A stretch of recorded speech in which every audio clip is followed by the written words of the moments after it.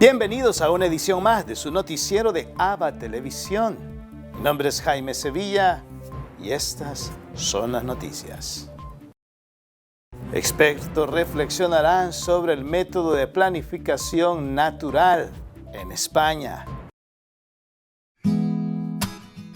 Los métodos naturales para controlar la natalidad sirven para posponer o favorecer los embarazos. Para estudiar cómo ayudar a las parejas a realizarlo, sobre todo en consonancia con su fe, la Universidad de Navarra de España, Universidad de los Andes de Chile y la Fundación Veritas Amoris Project han organizado un congreso internacional. Estudiarán cómo afectan esos métodos a las parejas desde un punto de vista de la relación y reflexionarán sobre ética y persona humana.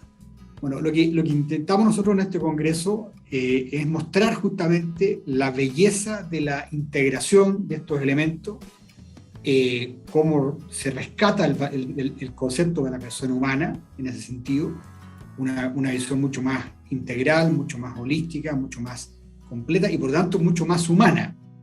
El Congreso contará con talleres y conferencias de ponentes como el renombrado teólogo Christopher Best y el arzobispo Mario Iceta de Burgos, España. Está dirigido a personas, parejas y profesionales de la salud que quieran saber cómo la sexualidad puede servir para fortalecer sus relaciones y reforzar la familia. Esto al final es un modo de enseñar en familia lo que es la relación con mi mujer o de mi mujer conmigo. Y entonces yo puedo casi, diría, que en la cotidianidad de la convivencia familiar, hablar de mi sexualidad con una belleza que puede hacer desde muy pequeños a los chicos entender que realmente que es un camino a seguir y también es un camino donde van a encontrar con más facilidad. La planificación familiar natural requiere que las parejas sigan los ciclos de fertilidad de la mujer y practiquen la abstinencia periódica. Aunque para los creyentes se considera la opción natural para controlar la natalidad, también ha sido apreciado por muchos no creyentes. Lo que podemos llamar el concepto cristiano de la sexualidad es algo que es poco atractivo. Y en este congreso queremos demostrar, primero, que es profundamente atractivo, pero es que además es algo que lo pueden vivir las personas, que puede ser profundamente atractivo para gente que no vive en nuestra fe. El Simposio Internacional sobre Métodos de Planificación Familiar Natural tendrá lugar en Pamplona, España, del 22 al 24 de septiembre. Quienes no puedan estar de modo presencial se podrán conectar a través de Internet con traducción simultánea. Budapest se prepara para recibir al Papa Francisco en el Congreso Eucarístico Internacional. Francisco subirá al avión papal por primera vez en los últimos 6 meses para visitar Hungría y Eslovaquia. Su primera parada, el Congreso Eucarístico Internacional de Budapest. En una reunión en el Vaticano, el presidente de Hungría, János Áder, invitó personalmente al Papa a este congreso. Áder será uno de los principales ponentes del evento. El presidente de la República invitó al Papa. Él es católico. Dará su testimonio durante el Congreso no solo como presidente de la República, sino también como padre y marido católico. El 5 de septiembre, en la misa de apertura del Congreso Eucarístico Internacional, más de 1000 niños recibirán su primera comunión. Francisco clausurará el Congreso el día 12, con otra misa en la Plaza de los Héroes. Esperamos que 1.200 niños reciban la primera comunión y será también la ceremonia de apertura. Después habrá una misa frente al Parlamento y más tarde una procesión con velas hasta la Plaza de los Héroes. Allí Francisco celebrará el domingo la misa de clausura.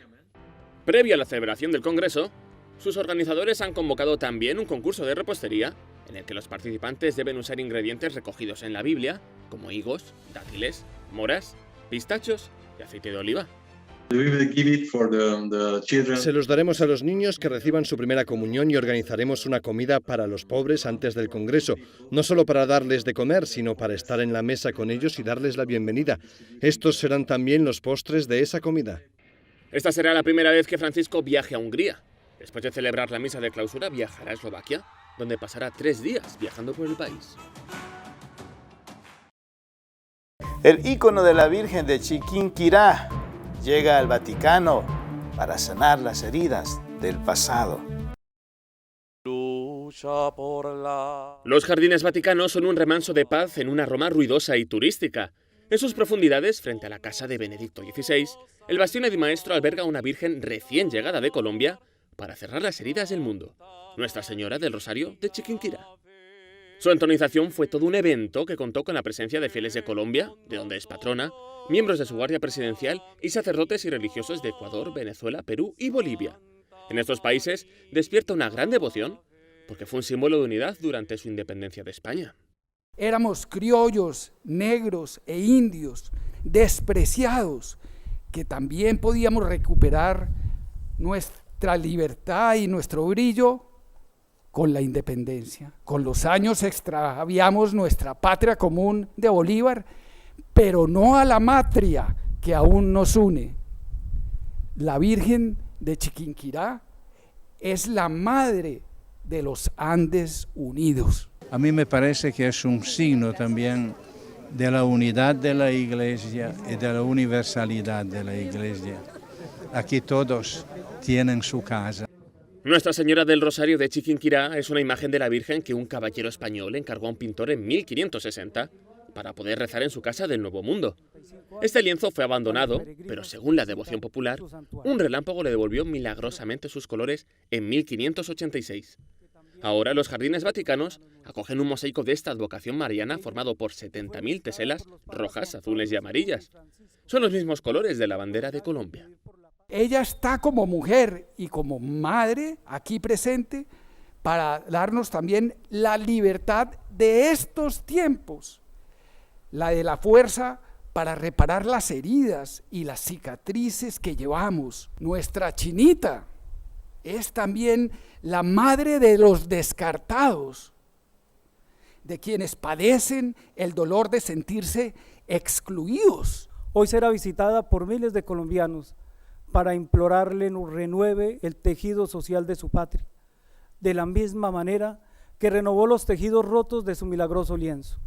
Durante la ceremonia, muchos se enteraron de que aquella misma mañana un ladrón había robado las joyas, el cetro y la corona de la imagen original de la Virgen en su santuario de Colombia. Pero respiraron aliviados cuando les dijeron que el delincuente fue detenido y los objetos fueron devueltos. Si no fuera por Diego y los dominicos, esta obra no fuera realidad.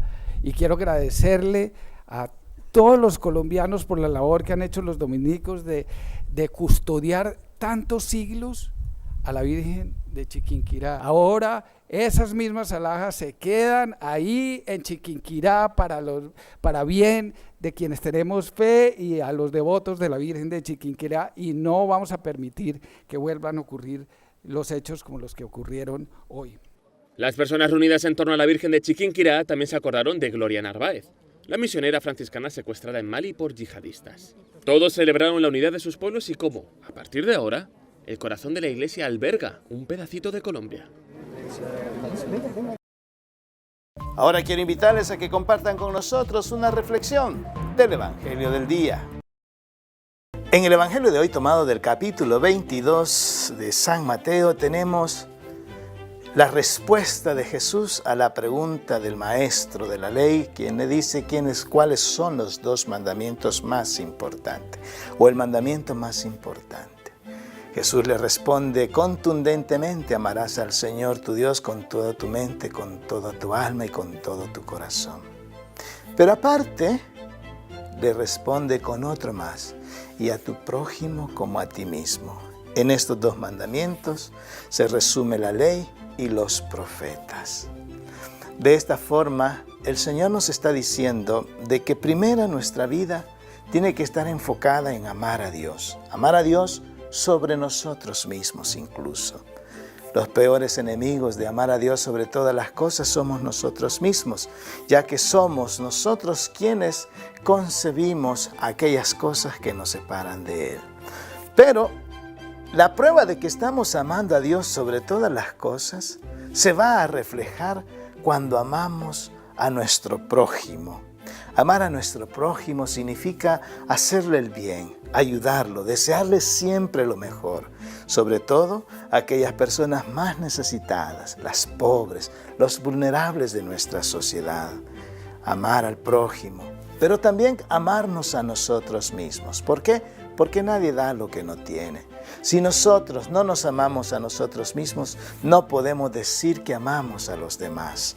Aunque viene a mi mente aquellas historias terribles que pasan en la vida, cuando una madre soporta todo tipo de maltrato con tal de que a sus hijos no les falte nada. Alguien podría decir, ella no se ama a sí misma, por lo tanto no puede mostrar amor a sus hijos. Sin embargo, eso es muy difícil de juzgar, porque he visto casos donde yo veo el amor profundo de la madre por sus hijos y no le importa sufrir ella con tal de que a sus hijos no le falte lo necesario. Yo pienso que se está amando a ella misma cuando está amando a sus hijos, aunque eso le lleve a sufrir el maltrato. Es la prueba contundente de la cruz de Jesús. Jesús se ama a sí mismo, aunque eso no le haya valido, entre comillas, para defenderse del maltrato de la cruz, de los insultos y del sufrimiento. Por eso, cuando una madre sufre de esa forma, solamente puedo pensar en ese amor de Jesús sufriendo en la cruz por amor a nosotros.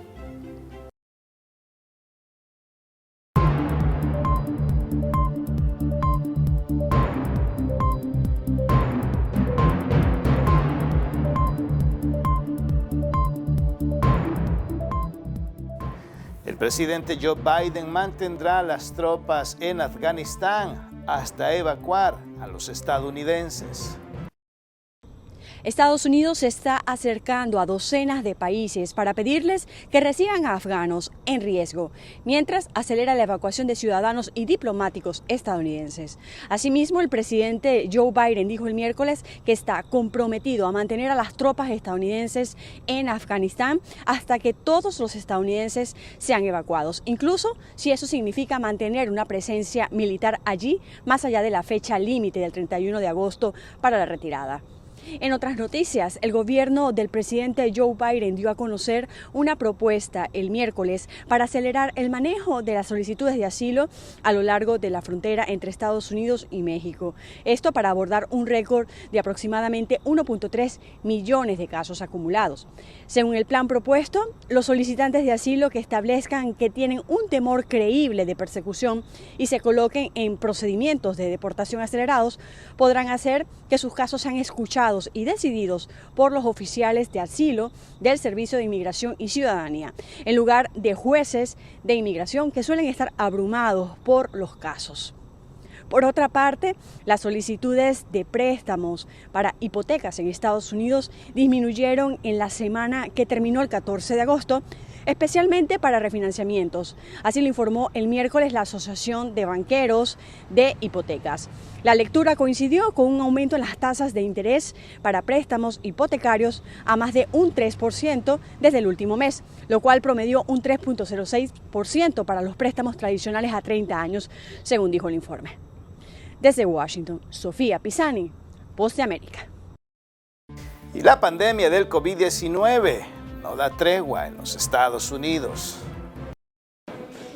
Las tasas de niños y adultos menores de 50 años contagiados por COVID-19 han llegado a los niveles más altos, según los Centros para el Control y la Prevención de Enfermedades de Estados Unidos, por lo que la autorización para recibir el refuerzo de la vacuna con una tercera dosis está en la mente de algunos. Ya hicimos 2, yo personalmente ya hice la segunda. Pienso hacer la tercera en el debido tiempo. El aumento de contagios también se está registrando en los distritos escolares que han iniciado las clases presenciales alrededor del país. Y en estados como Florida y Texas, los gobernadores han ordenado que no se obligue a los estudiantes a utilizar mascarillas. Sin embargo, diversos distritos escolares han desobedecido y cuentan con el respaldo del presidente Joe Biden. Let's follow the educators and the scientists. Sigamos a los educadores y científicos que saben mucho más sobre cómo enseñar a nuestros niños y mantenerlos a salvo que cualquier político. Esta administración siempre se pondrá del lado de nuestros niños. La velocidad de la propagación del coronavirus se ha intensificado por la variante Delta, que según expertos médicos es altamente infecciosa, y ante el incremento de contagios, las autoridades han extendido el uso obligatorio de las mascarillas en aviones, trenes y autobuses hasta el 18 de enero. Los últimos datos de la Universidad Johns Hopkins indican que en Estados Unidos se han contagiado más de 37 millones de personas y más de 623,000 decesos a causa del coronavirus. Alonso Castillo, Voz de América, Miami. Diputados de la oposición esperan que la Asamblea Legislativa, su comisión que investiga sobre sueldos, también citen a diputados de otros entes políticos. La oposición política reaccionó a las sesiones de trabajo de la comisión especial que investiga la entrega de sobresueldos y fondos a organizaciones no gubernamentales. Consideran que los diputados del Partido Nuevas Ideas deberían de llamar también a parlamentarios de partidos políticos aliados al gobierno para garantizar transparencia e imparcialidad. Pues sí, tendrían que hablarles a todos, ¿verdad? A los vinculados a un partido y a otro, para que sea equitativo. La mayoría de posiciones o de convocados a las comisiones, debo yo de entender que se les ha revertido todo el interés que tienen de exhibir a un exfuncionario, y la persona que llega de acuerdo a su conocimiento, de acuerdo también al expertise, deja en evidencia y deja en ridículo a los mismos diputados. Hasta el momento, ambas comisiones han citado a diputados y funcionarios de los partidos Arena y FMLN. En la comisión que investiga la entrega de fondos a ONGs han sido mencionados diputados de los partidos Gana y Democracia Cristiana, los cuales hasta el momento no han sido convocados a comparecer. Ahora quiero invitarles a que nos vayamos hasta Sudamérica, donde nos reciben nuestros hermanos de JN19 Televisión, quienes nos han preparado un reportaje especial de lo que acontece en el Perú. ¿Cómo están, amigos? Reporta Kevin Cáceda desde el Perú para la cadena hermana ABA Televisión y JN19. Comenzamos con este informativo comentándoles que más de 9.000 escolares han sido capacitados mediante una charla virtual para demostrarles los peligros del uso de armas de fuego. Esta charla virtual fue dictada por la Superintendencia Nacional de Control de Servicios de Seguridad de Armas, Municiones y Explosivos de Uso Civil, SUCAMEC, a través de sus especialistas, donde denominaron la charla virtual La seguridad en nuestras manos. Esta charla llegó a 99 instituciones educativas de diferentes regiones, donde se logró capacitar a cerca de 9.389 estudiantes de todo el Perú. Esto con el propósito de dar a conocer los peligros del uso imprudente e ilegal de armas de fuego y abordar el tema con toda la comunidad educativa, incluyendo alumnos, padres y docentes. Además, los expertos de la Gerencia de Armas, Municiones y Artículos Conexos de la SUCAMEC han hecho hincapié que bajo ningún motivo un menor debe manipular armas de fuego. También detallaron que un adolescente que cometa un delito con el uso de un arma de fuego puede ser privado de su libertad con una pena no menor a 6 años ni mayor a 10. Las instituciones educativas que deseen ampliar los conocimientos de sus alumnos y formar parte de las charlas pueden comunicarse con la SUCAMEC. Continuando con la información, ahora nos vamos al interior de nuestro país. Lamentablemente, en Arequipa han tenido que suspender las clases semipresenciales debido a casos positivos por COVID-19. En la región de La Unión pasaron por el examen contra el COVID-19 74 estudiantes, de los cuales 28 menores dieron positivo a la prueba rápida, pero solo 3 de ellos tienen el virus activo. El titular de la Gerencia Regional de Educación de Arequipa, Raúl Sánchez, indicó que se suspendió el retorno de clases semipresenciales en el plantel Juan Luis Soto Mota, de nivel secundario. Ante esta problemática, el gerente regional de salud de Arequipa, Cristian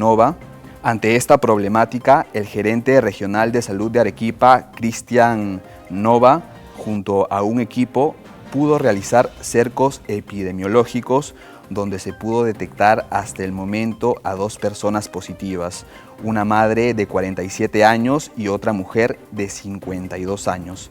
Las autoridades competentes informaron que se aplicarán las pruebas a 20 alumnos para culminar con las 103 pruebas solicitadas a la entidad autorizada.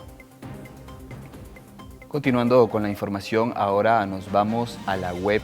El Perú está pidiendo la beatificación del misionero Luigi Boya. Se encuentra en proceso ya la beatificación de este misionero salesiano, tras haber recibido la petición para iniciar el proceso de beatificación y canonización del siervo de Dios Luigi Boya, sacerdote profeso de la Sociedad de San Francisco de Sales. El arzobispo de Lima Monseñor Carlos Castillo, ha emitido un edicto con fecha 12 de agosto del 2021 en el que invita a los fieles que entreguen al Arzobispado de Lima los escritos del siervo de Dios que eventualmente tuvieron consigo y que manifiesten a la autoridad eclesiástica lo que pudiesen considerar en contra de las virtudes y de la santidad del siervo de Dios. Yancuan Yintia, nombre que el pueblo achuar dio al hombre que caminó día y noche junto a él durante décadas, está a un paso más cerca de la beatificación. Se trata del conocido y recordado padre Luigi Boya, misionero salesiano, quien defendió y evangelizó soportando duras condiciones de vida en la frontera amazónica entre el Perú y Ecuador. Esta fue toda la información que tenemos hasta el momento para ustedes. Reportó Kevin Cáceda desde el Perú para la cadena hermana ABA Televisión. Permiso.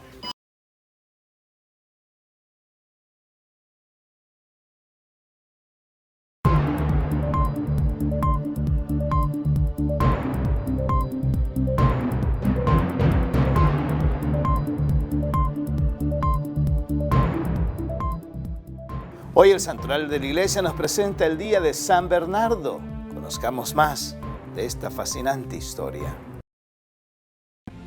Ese 23 de febrero del año 1130, el confundido pueblo romano no sabía a cuál de las coronaciones asistir, porque ese día y a la misma hora eran entronizados dos papas.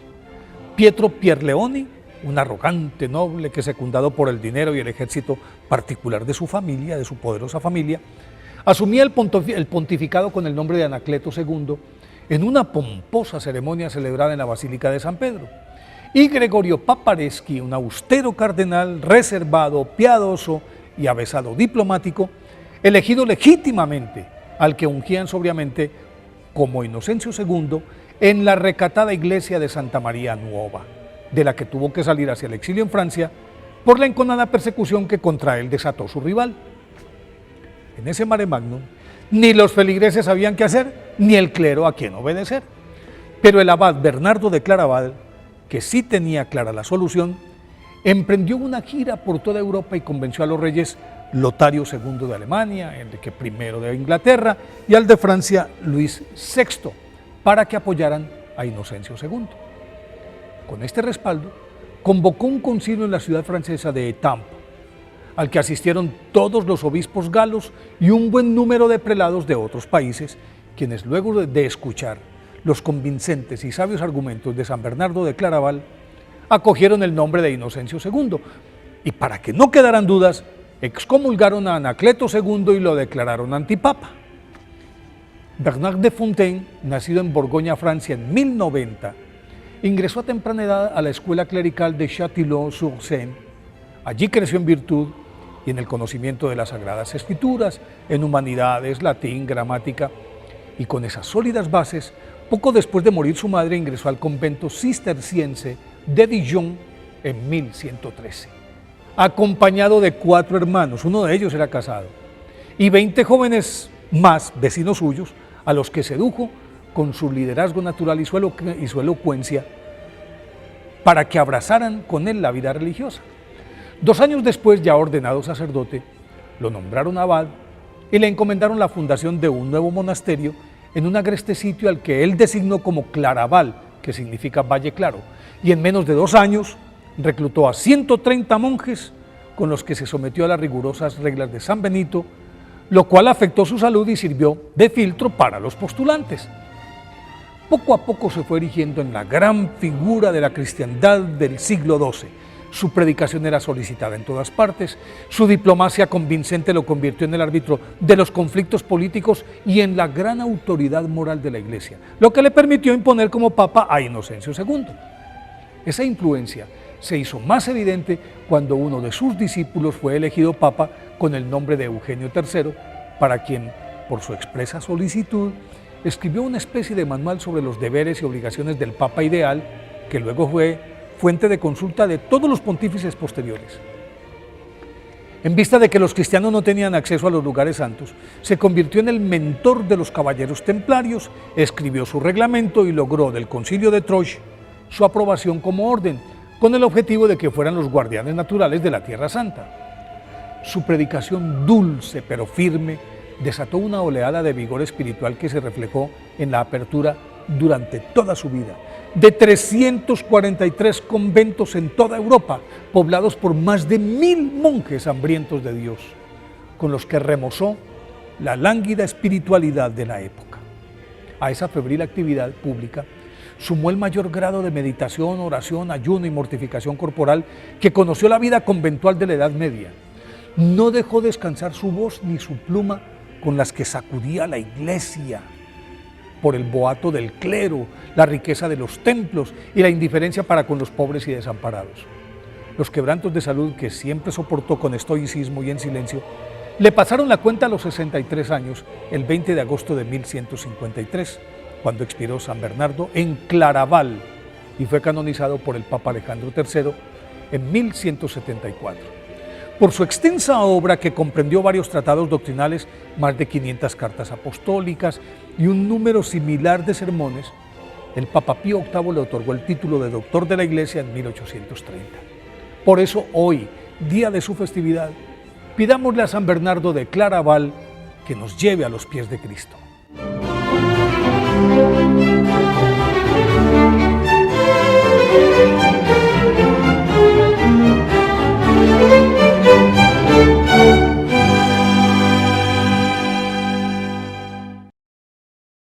Y para concluir nuestro noticiero, nos unimos a la intención del Papa Francisco por el mes de agosto, que es sobre la Iglesia en camino.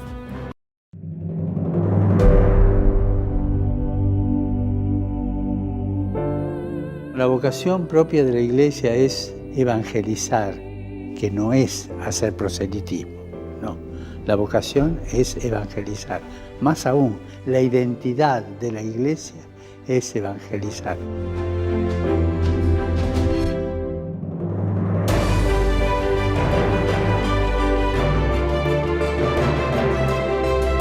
Solo podremos renovar la Iglesia desde el discernimiento de la voluntad de Dios en nuestra vida diaria y emprendiendo una transformación guiados por el Espíritu Santo. Nuestra propia reforma como personas. Esa es la transformación. Dejar que el Espíritu Santo, que es el don de Dios en nuestros corazones, nos recuerde lo que Jesús enseñó y nos ayude a ponerlo en práctica.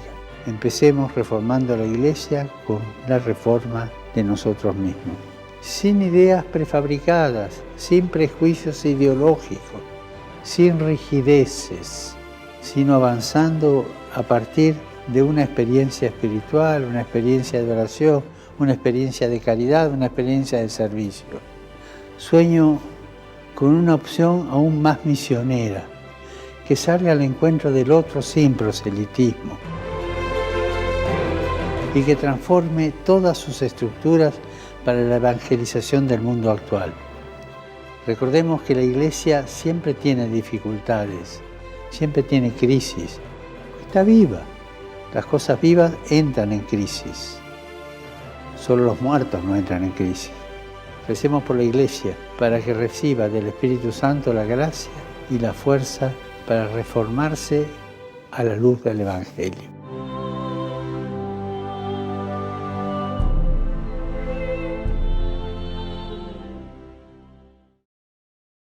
Y así llegamos al final de una edición más de su noticiero de ABA Televisión. Gracias por estar con nosotros. Puedes sintonizarnos las 24 horas del día en el www.abatvn.com, en nuestras plataformas digitales de Roku TV y Amazon Fire, en nuestras cadenas hermanas y, como siempre, en nuestras redes sociales. Ahí nos vemos. Que Dios los bendiga.